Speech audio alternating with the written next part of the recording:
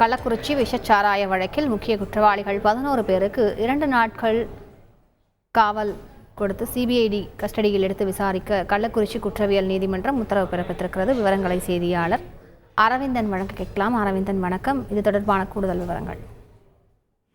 கள்ளக்குறிச்சியில் கள்ளச்சாராய தொடர்பாக சிபிசிஐடி போலீசார் விசாரிக்கிறாங்க. இது சம்பந்தமாக 21 பேரை கைது செய்தாங்க. அதில் முக்கியமாக குற்றவாளியாக 11 பேர், கண்ணுக்குட்டி உள்ளிட்ட 11 பேர் சிபிசிஐடி ஏடிஎஸ்பி கோமதி தலைமையிலான போலீசார் நீதிமன்றத்தில் அழைத்து ஆஜர்படுத்தினர் நீதிபதி முன்பு. இதை விசாரித்த நீதிபதி ஸ்ரீராம் அவர்கள் 11 பேரையும் சிபிசிஐடி போலீசார் காவலில் எடுத்து விசாரிப்பதற்காக 2 நாட்கள் அனுமதி வழங்கி உத்தரவை பிறப்பித்திருக்கிறார். இன்று உத்தரவு பிறப்பித்தாலும் இன்று மாலை அனைத்து ஆவணங்களும் கையெழுத்திட்ட பிறகு அவர்கள் விசாரணை இந்த மாலை தொடங்குவார்கள். இந்த மாலை தொடங்கி விசாரணை புதன்கிழமை மாலை விசாரணை முடித்து மீண்டும் நீதிபதி முன்பு ஆஜர்படுத்தினால் 2 நாட்கள் நீதிபதி 2 நாட்கள் சிபிசிஐடி வசம் அவர்களை 11 பேரையும் விசாரிப்பதற்கு அனுமதி வழங்கி உத்தரவை பிறப்பித்திருக்கிறார் ஸ்ரீராம் நீதிபதி அவர்கள். அந்த உத்தரவை தான் தற்போது நாம் பார்த்து வருகிறோம்.